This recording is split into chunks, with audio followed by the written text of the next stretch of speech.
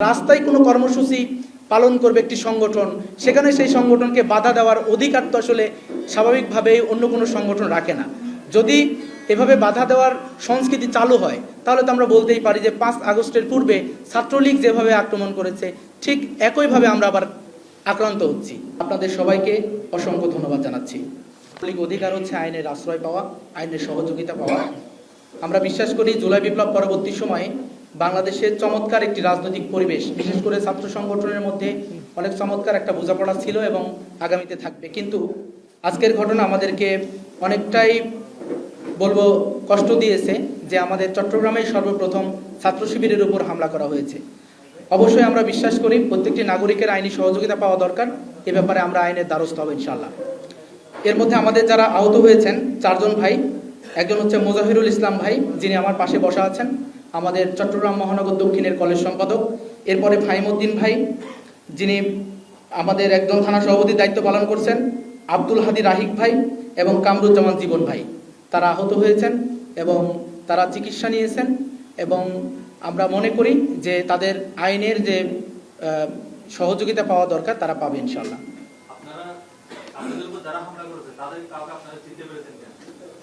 আমাদের উপর যারা হামলা করেছে আপনারা ইতিমধ্যে লক্ষ্য করেছেন, এদেশের মানুষ এবং ছাত্র সমাজ অনেক বেশি রাজনীতি সচেতন।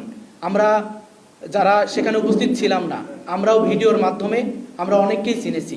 আশা করি আপনারা সাংবাদিক ভাই যারা রয়েছেন তারাও তাদেরকে অনুসন্ধিৎসু সাংবাদিকরা তাদেরকে চিহ্নিত করবেন এবং আমরা আইনের প্রতি আস্থা রেখে বিশ্বাস রেখে বলি যে যারা এই ঘটনার সাথে জড়িত, পুলিশ প্রশাসন সেখানে উপস্থিত ছিলেন, তারা এর বিরুদ্ধে অ্যাকশন নেবেন ইনশাআল্লাহ। সুনির্দিষ্ট কোনো অভিযোগ নেই। মূলত যখন হামলা করা হয় তখন তাদের পক্ষ থেকে কথা ছিল যে আমাদের যেহেতু কোনো কর্মসূচি নেই সুতরাং তোমরাও কর্মসূচি পালন করতে পারবে না, এটা হচ্ছে তাদের মূল বক্তব্য ছিল। এবং দেখেছেন যে যদি এটা এরকম হতো যে অচিহ্নিত কোনো ব্যক্তি বা ছাত্রদল অস্বীকার করতে পারতো যে আমাদের কর্মীরা, সেখানে তারা সুসজ্জিত হয়ে মাথায় ক্যাপ দিয়ে আসছে, দলীয় যে তাদের ক্যাপ দিয়ে এসে তারা হামলা করেছে। এখানে আমাদের সাথে চমৎকার সম্পর্কও ছিল তাদের, কিন্তু হামলার পিছনে কোনো ঘটনা নেই। ঘটনা একটাই, সেটা হচ্ছে আমরা কর্মসূচি পালন করছি না, তোমরাও করতে পারবে না, এটা হচ্ছে মূল বিষয়। এবং এর সাথে আরও বলতে হয় যে ইতিমধ্যেই আমরা দেখেছি গতকালকে শহীদ প্রেসিডেন্ট জিয়াউর রহমানের 44তম শাহাদত বার্ষিকী ছিল। শাহাদত বার্ষিকী উপলক্ষে কমার্স কলেজের ভিতরে ছাত্রদেরকে নিয়ে তারা মিলাদ মাহফিল বা দোয়া মাহফিল করেছেন।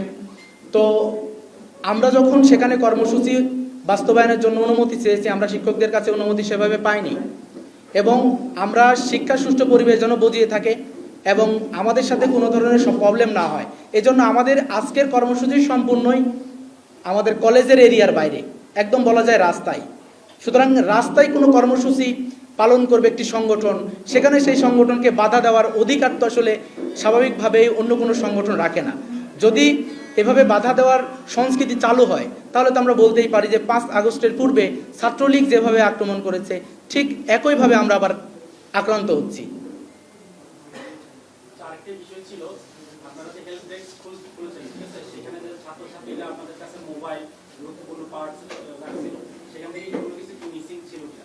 না, সেখান থেকে কোনো কিছু মিসিং হয়নি। তবে যখন আমাদের ভাইরা হামলা শিকার হয় সেখানে দুইটা ফোন ছিল এবং একটা ব্যাগ ছিল, যেগুলো হামলা শিকার হওয়ার সাথে সাথে আমাদের ভাইরা সেখান থেকে সরে আসতে হয়েছে। তখন কিছুক্ষণ পরে আমাদের ভাইরা আবারও সেখানে গেছেন, যে আমাদের যে 2 জন শিক্ষার্থী বন্ধুর মোবাইল সেখান থেকে তারা নিতে পারেনি এই বিশৃঙ্খলার কারণে, তারা আবার গ্রহণ করেছে এবং তারা যে মোবাইল ফোন গ্রহণ করেছে এটার প্রুফ রাখার জন্য আমাদের কমার্স কলেজ শাখার ভাইয়েরা তাদের একটা বিবৃতি নিয়েছে, ভিডিও নিয়েছে যে আপনারা আপনাদের ফোন এবং ব্যাগ বুঝে পেয়েছেন কিনা, তখন তারা বিবৃতি দিয়েছে। ছাত্র শিবির তো সবসময় ছাত্র বান্ধব কাজ করে। এদেশে যদি রাজনৈতিক এবং ছাত্র সংগঠনদের মধ্যে যদি সৌহার্দ্যপূর্ণ আচরণ থাকে, আমি হেল্প ডেস্ক বসানোর কারণে, যেখানে ছাত্রদের পাশে দাঁড়ানোর কারণে আমি এখানে প্রশংসিত হওয়ার কথা, সেখানে যদি আমি আক্রান্ত হই তাহলে স্বাভাবিকভাবেই আমার পক্ষে তো আগামীতে হেল্প ডেস্ক বসাতে আমি নিরুৎসাহিত হব। যদি সরকার, প্রশাসন এবং যদি রাজনৈতিক সংগঠনগুলো নিজেদের মধ্যে সৌহার্দ্য বজিয়ে রাখতে পারে, ইসলামী ছাত্র শিবির অবশ্যই শিক্ষার্থী বান্ধব কর্মসূচি অব্যাহত রাখবে ইনশাআল্লাহ।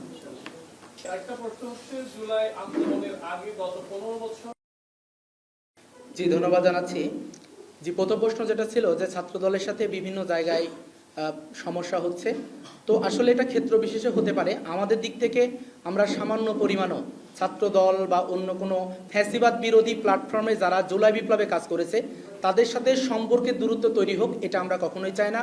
আমরা সম্পর্ক বজিয়ে আগামী দিনে একটি চমৎকার রাজনৈতিক প্ল্যাটফর্ম তৈরি করার আমরা চেষ্টা করে যাচ্ছি এবং শিক্ষার্থী বান্ধব কর্মসূচি আমরা নিয়ে আসছি। যদি কেউ মনে করে যে ছাত্র শিবিরের কার্যক্রমকে ঈর্ষান্বিত হয়ে, যেমন আজকের ঘটনাটাই যদি দেখেন যে আমরা কোনো কর্মসূচি পালন করছি না সুতরাং তোমরা করতে পারবা না, এই যে যদি এরকম কর্মসূচি হয়, হয়তো ছাত্র শিবির ছাত্র বান্ধব কর্মসূচিগুলো আর পালন করতে পারবে না। আপনারা সাংবাদিক আপনার দেশবাসীর কাছে তুলে ধরবেন যে কেন ছাত্র শিবির এই কার্যক্রমগুলো করতে পারছে না। ছাত্র দলের সাথে আমাদের চমৎকার সম্পর্ক, তবে যে ঘটনাগুলো ঘটছে এগুলো আমরা মনে করি যে বিচ্ছিন্নও হতে পারে, উদ্দেশ্য প্রণোদিতভাবেও হতে পারে। তবে এই ঘটনাগুলোতে ছাত্র সংগঠন হিসেবে ইসলামী ছাত্র শিবিরের মহানগর পর্যায়ে দায়িত্বশীল ভাইদের প্রতি আমার উদাত্ত আহ্বান থাকবে যে আমরা ছাত্র দলের যারা আছেন, ফ্যাসিবাদ বিরোধী প্ল্যাটফর্মে যারা আছে চট্টগ্রামে, আমরা সবার সাথে ঐকান্তিকভাবে কাঁধে কাঁধ মিলিয়ে একটা রাজনৈতিক নতুন রিফরমেশন করতে চাই। আর যদি মনে করে কোনো সংগঠন ছাত্র শিবিরকে নির্যাতন করবে, ছাত্র শিবিরকে ক্যাম্পাসে ঢুকতে দিবে না, তাহলে এই রাজনীতি যদি কেউ কায়েম করে, আসলে তাদের মধ্যে আর ছাত্রলীগের মধ্যে খুব বেশি পার্থক্য আছে বলে মনে হয় না। এটা আর কি। আর দ্বিতীয় প্রশ্ন কি ছিল ভাইয়া? যে পেশি শক্তির রাজনীতি এবং ইতিপূর্বে আমাদের যে রাজনীতি ছিল, এই রাজনীতি যেন কখনো আর সামনে না আসে।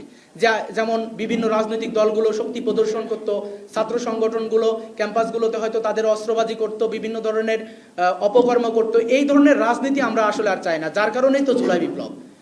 এখন যদি প্রশ্ন করা হয় চট্টগ্রামে এত সাংগঠনিক মজবুতি ছাত্র শিবিরে, চট্টগ্রামে কেন মার খেলো, তাহলে আমাদের থেকে বলবো যে আমরা আপনার প্রশ্নের সাথেই এটা সারা দেশবাসী দেখছে যে আমরা সর্বোচ্চ ধৈর্য ধারণ করার চেষ্টা করছি এবং আমরা উদারত আহ্বান রাখছি ছাত্র দলের ভাইদের প্রতিও যেন চমৎকার একটি পরিবেশ একটা রেখে আমরা প্রত্যেকটি ক্যাম্পাসে অবস্থান করতে পারি এবং ফ্যাসিবাদ বিরোধী প্ল্যাটফর্মটা যেন চমৎকার থাকে। তবে এখানে যারা বহিরাগত, যারা সন্ত্রাসী কার্যকলাপ করবে, প্রশাসনকে উদারত আহ্বান রাখতে চাই, তাদেরকে গ্রেফতার করতে হবে। তাদেরকে যদি গ্রেফতার করা না হয় তাহলে সাধারণ শিক্ষার্থীরা যে শিক্ষা সুষ্ঠু পরিবেশ, এই পরিবেশটা আর পাবে না। এজন্য আমরা উদারত আহ্বান রাখবো প্রশাসনকে শিক্ষা সুষ্ঠু পরিবেশ বজায় রাখার জন্য। অবশ্যই যারা সন্ত্রাসী কার্যকলাপ পরিচালনা করবে, যারা অন্যায়ের সাথে সংযুক্ত বা সম্পৃক্ত হবে, তাদের